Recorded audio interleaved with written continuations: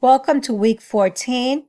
We are discussing ego psychology and anxiety, the role of ego defenses, and cultural context. The course is SWK 700. This is your professor, Yvonne Ruiz. The material on the screencast is taken from the assigned readings. Last week, we discussed ego psychology as a theory, and we went over the ego functions. And we stopped so that we could go deeper this week into one of the essential ego functions, which is the defense mechanisms. And it's important to understand that defenses are automatic responses. They're out of our consciousness, and they enable us to keep threats out of our cognition, out of our conscious awareness. And the role of the defense mechanisms is to protect us from anxiety.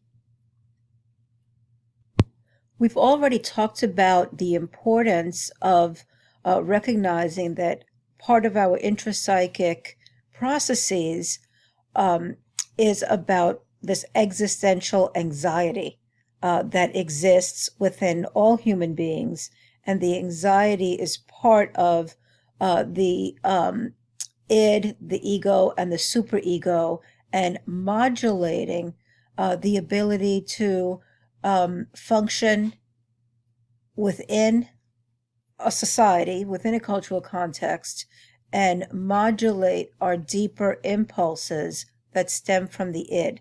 So the mind has this anxiety that stems from the need to interact within society, within the societal norms, to meet what is expected from us as part of a society and a group of human beings, and modulate our deeper impulses of pleasure, aggression, and those desires that are kept out of consciousness, conscious awareness, because they would actually harm our ability to be effective human beings. So the perceived threats that motivate the ego defenses, and there are 4 types of danger that are associated with these perceived threats. Number 1 is the conflict among the id, the ego, and the superego, which I've just been discussing.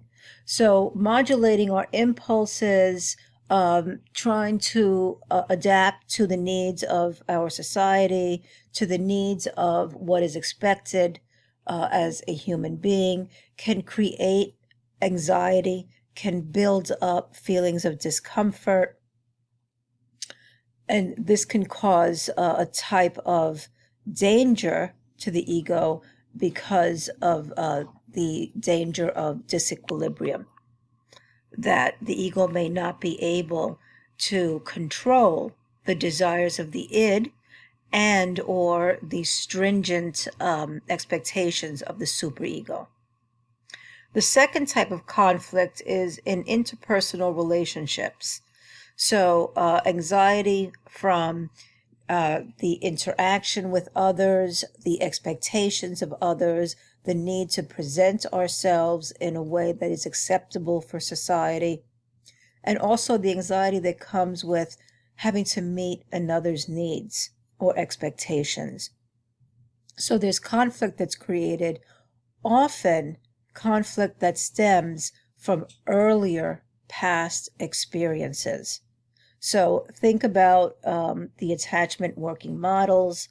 Think about Erik Erikson's developmental crises.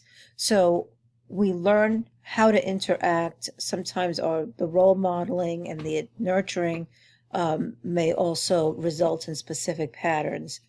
And these patterns may create internal conflict. The third type of conflict is in relation to social norms and institutions. So the conflict that arises with just living in our society, trying to adapt and feel competent given the expectations of society, which often may be quite narrow, or may result in trying to adapt in ways that don't feel like it's who you are or who you can be. So that results in conflict. What do others want from me? Well, how do I have to present myself? And think of the workplace, for example. In the workplace, often people are expected to be a certain way, which may cause conflict, and the conflict may be conscious or unconscious. This is what's really important, is that intrapsychic conflict often happens automatically. So the defenses arise as automatic responses, even before we're conscious that we may be feeling some conflict or some other emotions related to what's expected. And then the fourth type of conflict is the disruption of psychological equilibrium that occurs in response to trauma. So there are lots of experiences that cause us some type of emotional or physical harm, and the internal processes try to mitigate as much of that as possible. So that's a danger. And these are the four types of danger that contribute to the intrapsychic, often unconscious anxiety that we might experience as part of being human. So to be clearer about the role of anxiety, we need to understand that the defense mechanisms are triggered when the ego becomes conscious of anxiety. And often the ego becomes conscious of these feelings of anxiety before our cognition does. It's important because defenses can be automatic responses. Anxiety alerts us to problems that are going to have an impact on our emotional well-being. And it's also part of a psychodynamic framework, right? So the most threatening perceived dangers are those that evoke real or imagined childhood fears of excessive levels of frustration, of distress, of loss, of fears of abandonment, fears of retribution, or bodily injury. So when you think about experiences in childhood, those are going to be some of the basic foundations for building ego defenses and for protection that is part of our experience from early childhood. So the ego uses defense mechanisms to protect the self. So the defense mechanisms automatically and unconsciously modify the individual's perceptions of and reaction to a type of danger.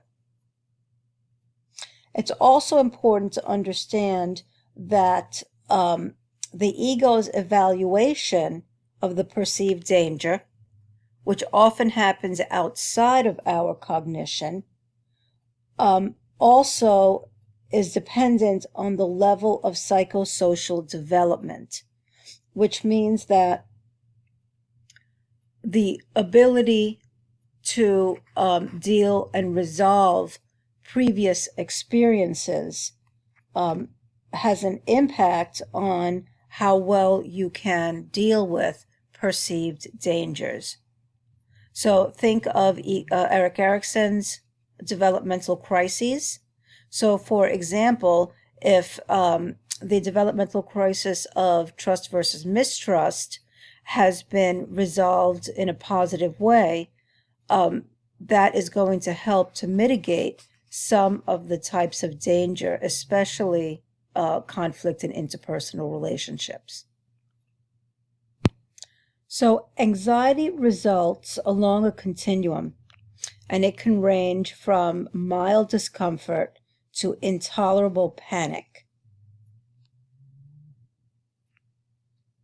It is also important to point out that anxiety serves a really important function, because when we feel anxiety, that helps us to be alert to any problems or stress that's going to impact on our well-being, our emotional well-being. So anxiety is like a warning system, and it is effective and it's useful in helping to prepare how to deal with this anxiety. And the ego mobilizes defense mechanisms with the aim of preserving emotional well-being and to limit the amount of anxiety that one is going to feel. So based on Freud's psychoanalytic theory, there are three types of anxiety. One is the realistic anxiety, and that is when anxiety occurs in a real external threat to the person. So that's based on what is actually happening, whether it's in the environment, whether it's in relationships. It's something that can be more cognitively understood. Then there's the second type of anxiety, which is moral anxiety, and that's related to the conflict between the ego and the superego.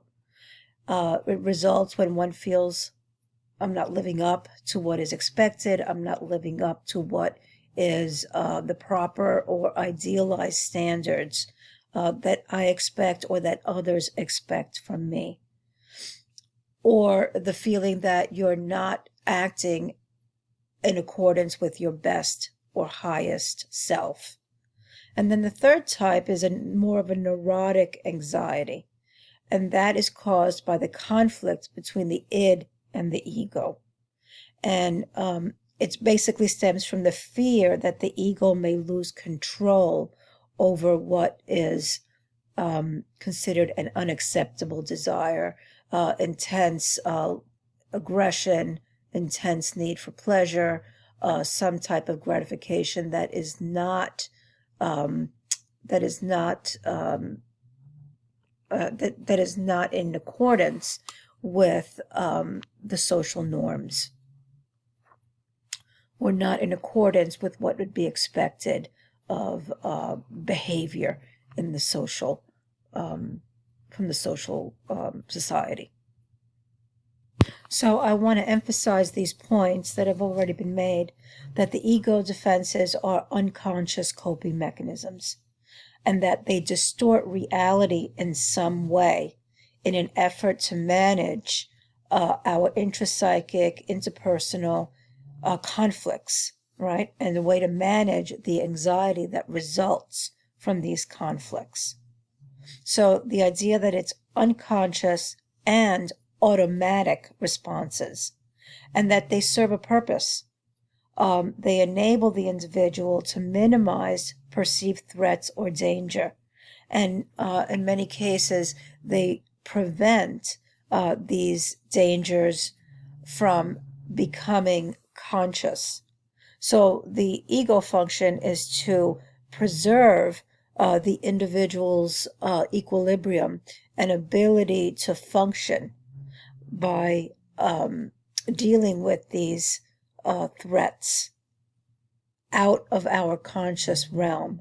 So what is important about this slide is that it's really making the point that we're not aware when we use ego defenses. Often ego defenses are more others can see them more than we can see them ourselves. So especially in the context of social worker client, our clients are not going to be aware that they're utilizing an ego defense that may actually be a negative way of trying to cope with feelings. So as a worker, you may be able to recognize when our client is using ego defenses, but it's not so easy to just point it out, because ego defenses are deeply rooted in these experiences of anxiety. So, and it's also important to realize and recognize that ego defenses serve a purpose. So it's before naming and addressing an ego defense, it's important to understand the role that they're playing in helping the individual to manage their anxiety and cope with whatever's going on in his or her life. So how do we recognize a defense mechanism? One of the ways that we can help to understand defense mechanisms is by making a contrast with more coping mechanisms, because they're not the same, right? Defense mechanism is unconscious and automatic, and coping skills are often learned and utilized cognitively, where the individual can make decisions about what is the best strategy to deal with a problem situation that comes up. So, a defense mechanism results from patterns of behavior. That's important to understand, that it results from experiences that are repeated, often experiences that come from early childhood, and become patterns of coping with anxiety or particular types of interactions. So defense mechanisms are rigid. It's hard to modify them. It's often the individual doesn't see when they're using it, and our ego wants to hold on to these defense mechanisms because it doesn't want to feel the anxiety that the defense mechanism is covering up. So they're rigid. They're oriented towards the past because they have arisen from experiences in the past, and they distort reality in some way in the service of protecting the ego. And they really want to maintain the status quo or maintain the individual's equilibrium. And maintaining the status quo means it doesn't want to change, right? They're rigid. They're ways of dealing with the anxiety, and basically there's a sense that if you let go of the ego defense, you're going to lose control. In contrast, a coping strategy is learned, can be flexible. You can cognitively look at it, determine is it working or not working, what needs to be modified, is oriented towards the future. It's about solving a problem or solving an issue and working towards making it better. And it adheres to reality. It's dealing with what is actually happening, and it's solution oriented. So these are some ways to distinguish an ego defense from a coping strategy.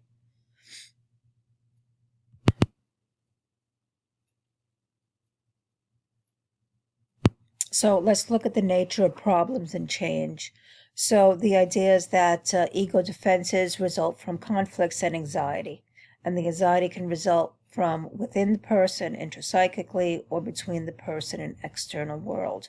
So let's just use the ego defense of denial as an example. So problems result from conflicts within the person. Person may be using substances or drinking alcohol as a way to self-medicate, to deal with unacceptable feelings of feeling that they've been hurt or trauma that has not been resolved, and they're using alcohol as a way of dealing with these overwhelming feelings.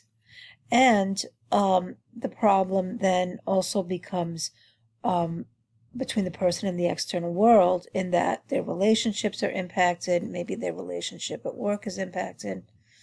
And then the goals of intervention would be to enhance the client's inner capacities through developing more coping skills, through developing more insight-oriented, through being able to identify other ways of dealing with the feelings of anxiety, hurt, pain, etc. You might need to modify or change environmental conditions, such as maybe going to a program or dealing with some of the friendships or other relationships that contribute to drinking or using substances, and then finally improving the fit between the person's ego capacities and environmental conditions. So this also includes using other ego functions, using more conscious decision making, thinking about the ways that and the environment, including relationships, maybe work environment, may need to be changed in order for the person to be able to be more effective and have more equilibrium in their life.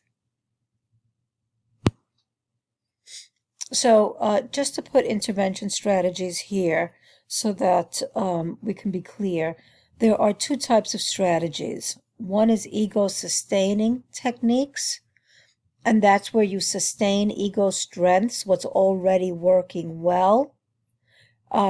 You might want to explore and describe and vent around ego functions and being able to talk about them, bring them to more conscious awareness, especially those functions that are working well. To reflect on the person and environment or the person in situation and look at the impact of environmental influences and interpersonal relationships, and provide support and empathy as a way of also increasing insight and being able to discuss emotions and discuss patterns of behavior and patterns of thinking. So basically, you're sustaining what is already working well.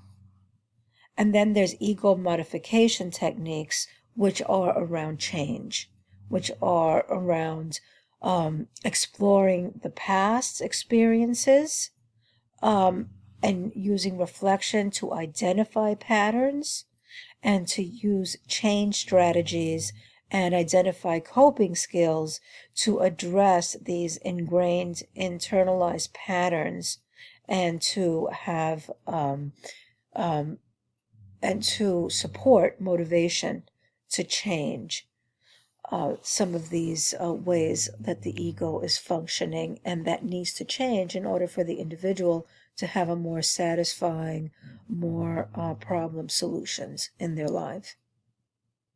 I also want to insert here an important point, right? That we've already talked about multicultural theory. We've talked about theories of oppression, theories of empowerment, and all of these theories speak to the practitioner needing to acknowledge the role of culture.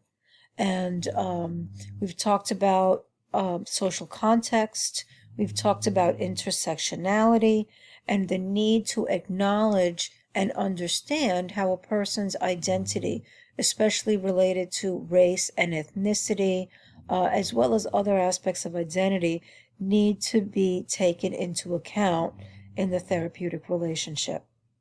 So, thinking about multicultural theory as guiding the practitioner in selecting and using theoretical approaches that are consistent with the life experiences and cultural perspective of the client.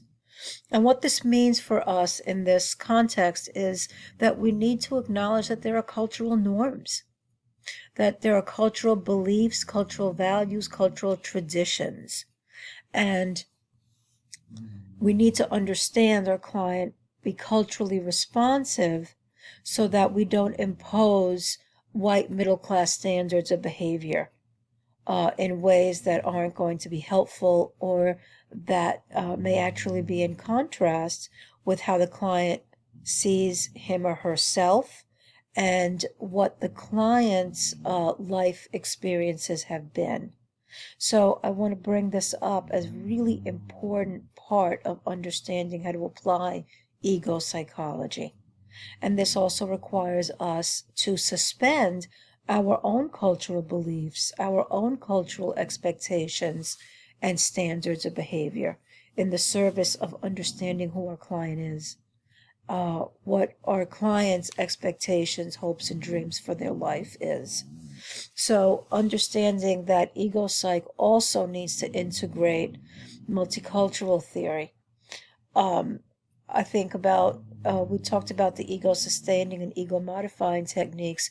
Well, we also need to think about those in the context of understanding cultural expectations, and understanding that um, we need to be flexible in applying this theory, and being able to integrate empowerment, strengths perspective, um, using narrative to understand our client's life story.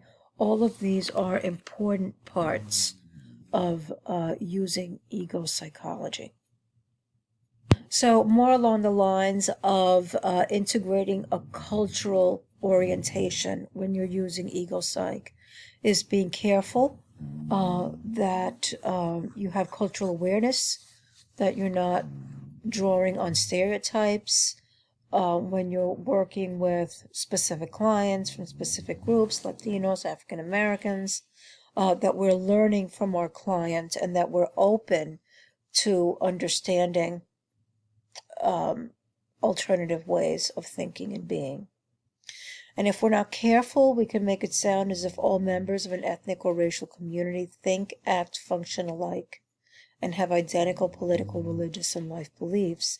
So we need to understand that there are also within group cultural differences. It's easy to think that all Latinos are Catholic, for example, when in fact that is not actually true.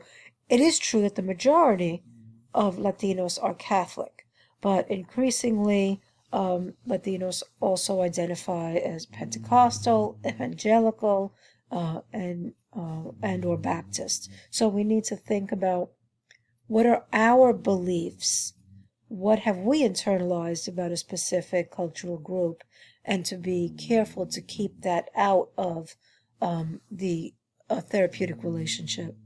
So, cultural sensitivity is a social work value. It's important that we understand. We often talk about cultural competence. I just want to make a point here that there are various levels of competence, and we're lifelong learners as social workers, so it's not like we can actually know everything about anyone. So we need to also be have the orientation of being a learner and learning from our clients and learning about the best way to help.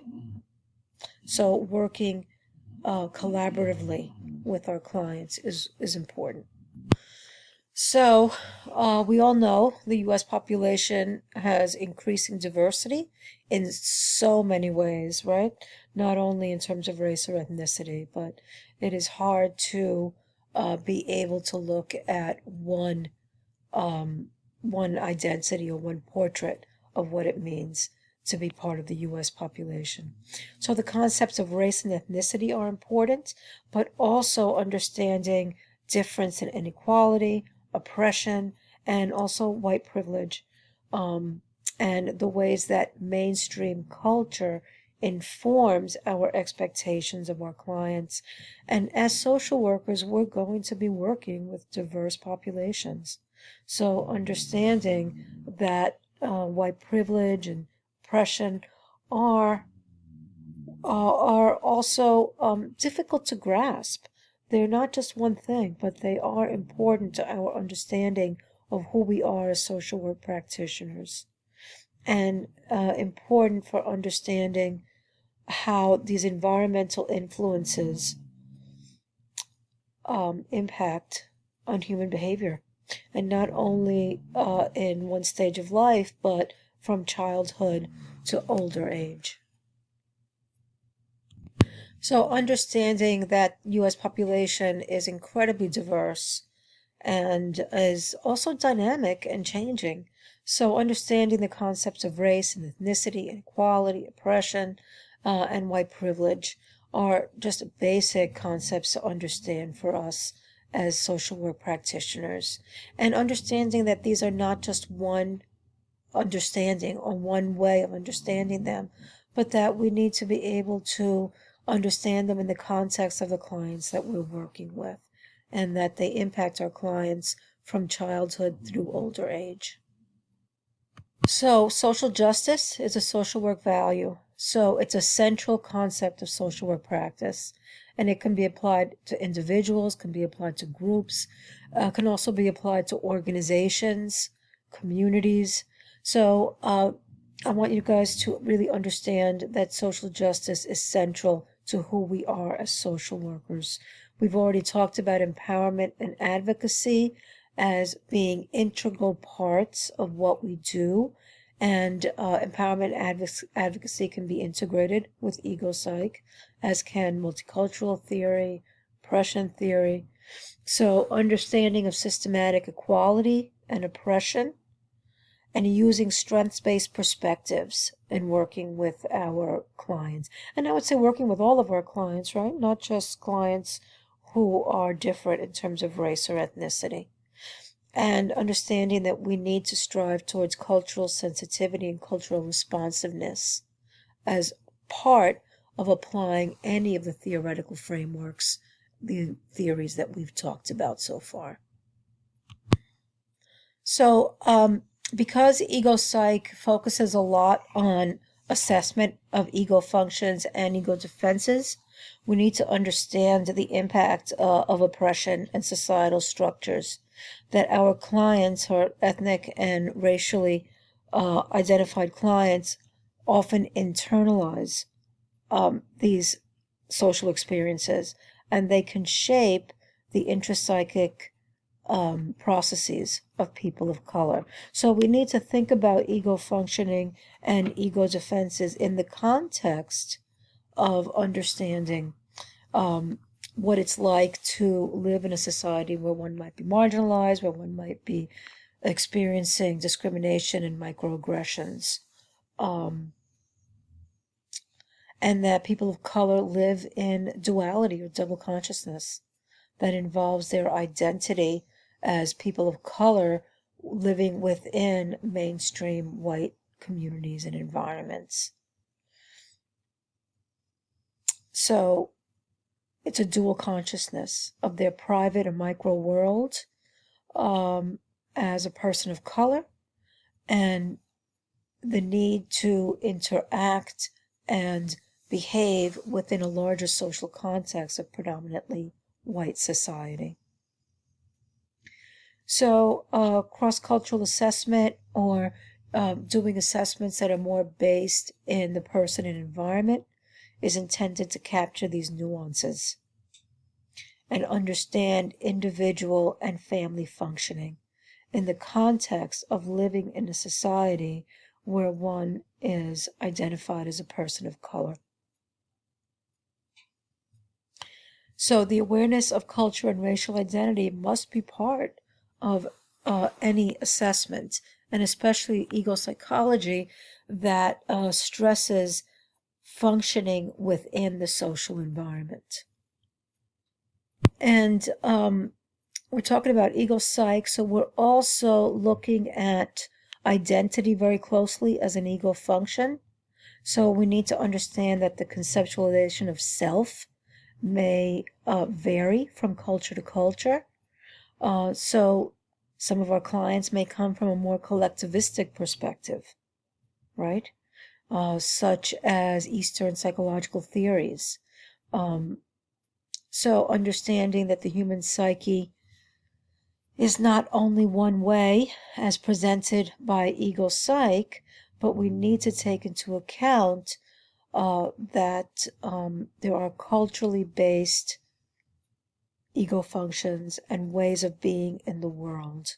And again, the emphasis is on learning from our clients. So before we apply ego functions and ego defensives in a universal way, we need to understand our client from our client's own perspective. Or, in other words, we need to use our skills of empathy. So we need to reach out and understand the worldviews, cultural values, and life circumstances of all our clients. And we need to be aware that we have been culturally conditioned, right? Just part of living in U.S. society and mainstream culture has conditioned us to believe what is the correct way to practice, what is the correct way to be therapeutic. But we need to really think about the relationship in terms of who our client is, and we can only learn who our client is from them.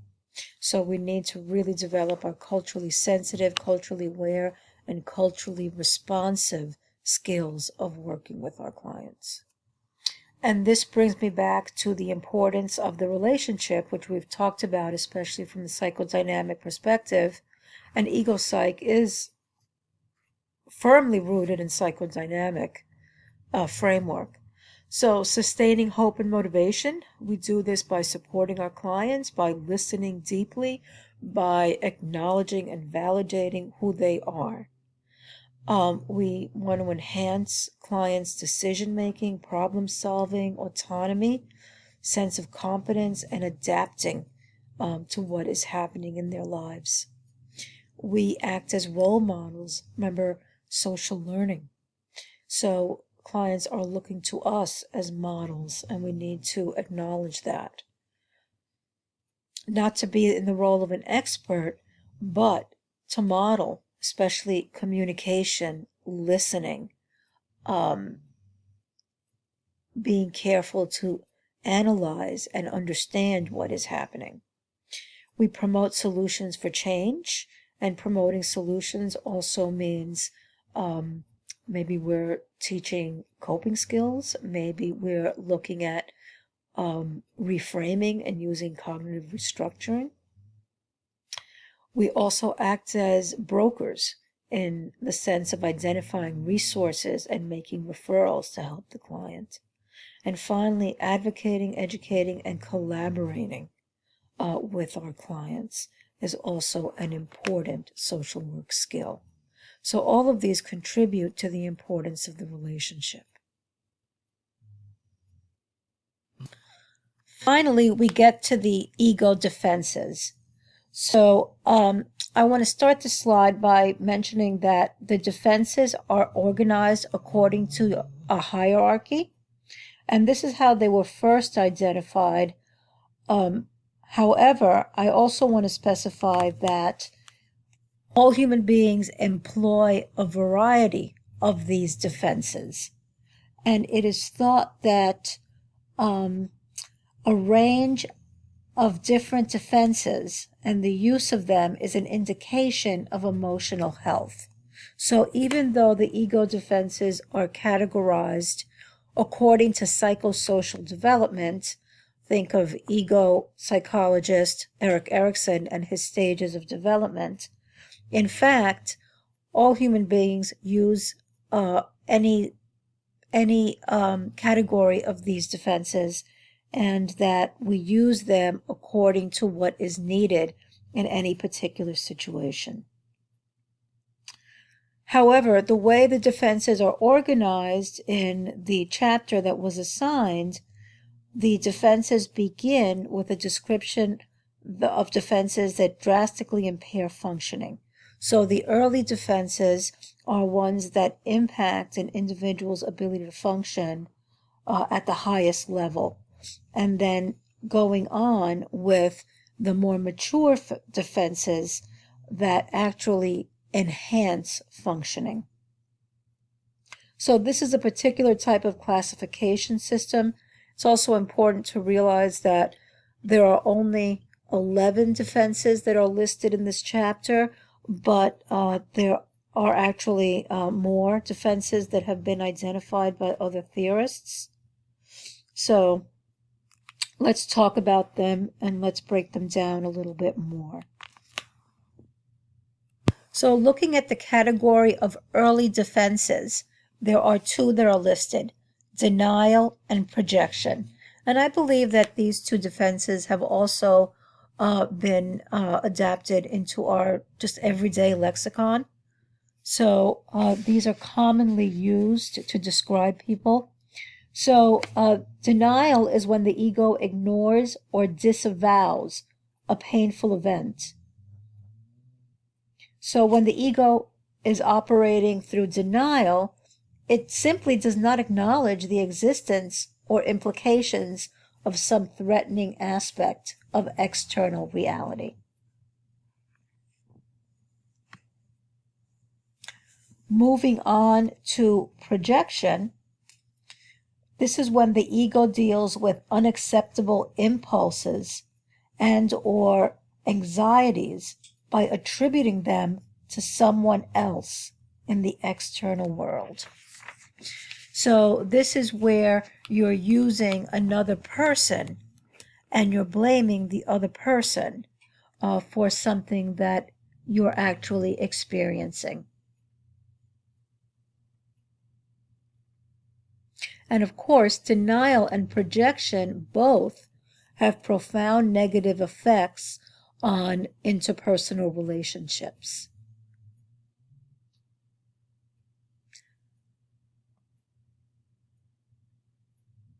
The book also makes a point that projection and denial play everyday roles in our life, and we need to understand the adaptive function of ego defenses as well.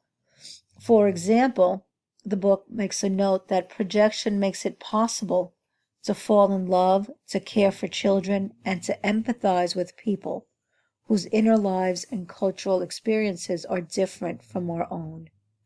So the ability to put one's own thoughts and feelings onto someone else's mind and be able to use that in order to forge a relationship is an example of how projection can also be adaptive.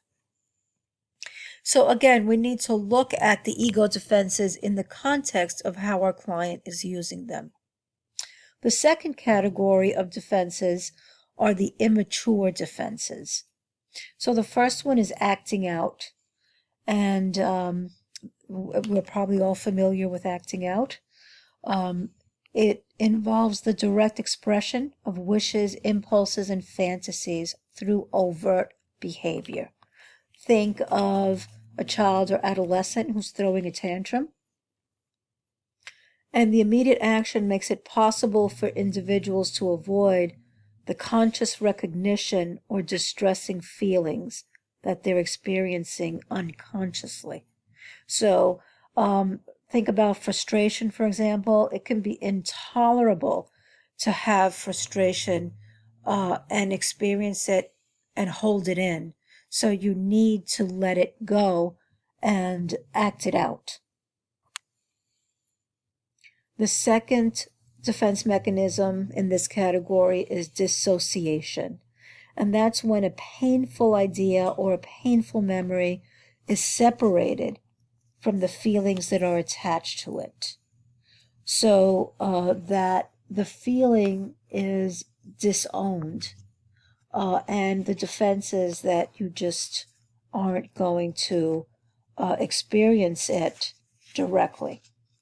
So it alters what the emotional meaning and the impact is of a particular idea or memory.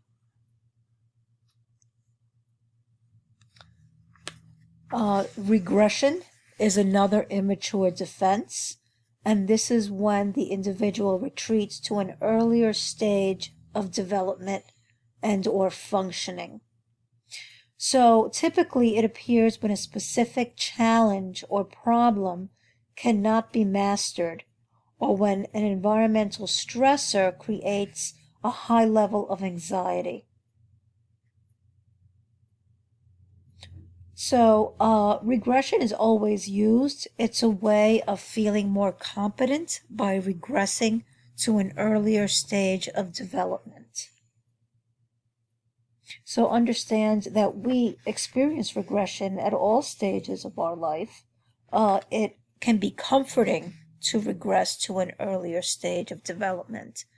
An example of this is, I think of my niece. When her sibling was born, my niece was 4 years old. And when the baby was brought home, my niece wanted to climb into the crib. She wanted to be held the same way the baby was held. She wanted to be behaved towards as if she was the baby. And this was an example of regression, but it was also a way of her dealing with a new baby in the household where she would not be the center of attention anymore. So the regression was actually a healthy way for her to cope with this transition in her life. Moving on to the third category of defenses, the neurotic defenses. So the first one is repression, and repression simply means that you forget or block out of your mind any thoughts, memories, or feelings as if they do not exist. And this defense protects the self or the ego from any ideas or knowledge that that are unwanted or unwelcome, or fears that are too terrifying to contemplate, or disappointments that are just too difficult to bear. So you just repress them. The thing about defenses, right, that can make it so complex is that sometimes the feelings or the thoughts or the memories pop up and they break through the defense. And that usually leaves us with having to deal with whatever's happening and maybe not having enough coping skills or ability to actually deal with it. So it can cause a lot of distress when these unwanted, unacceptable, unacknowledged feelings break through. Often when this happens, this is when clients seek services, when there are things that are happening that they can't deal with, emotions that are too difficult, memories that they don't know what to do with. The next defense mechanism is reaction formation.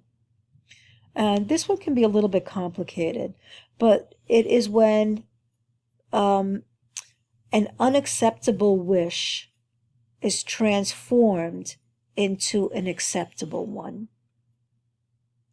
In other words, a bad wish is transformed into a good one. So this is when the individual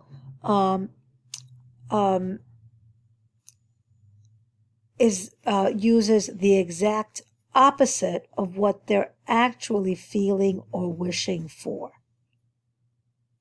Okay, so for example, the book says to understand this defense, one must recognize that the expressed wish or expressed emotion actually conceals the exact opposite. So, for example, expressing love can actually conceal hatred. Expressed mercy can actually conceal cruelty. So that the expression of the emotion is not what one is really feeling, but it's using an emotion that is socially acceptable to conceal one that is unacceptable.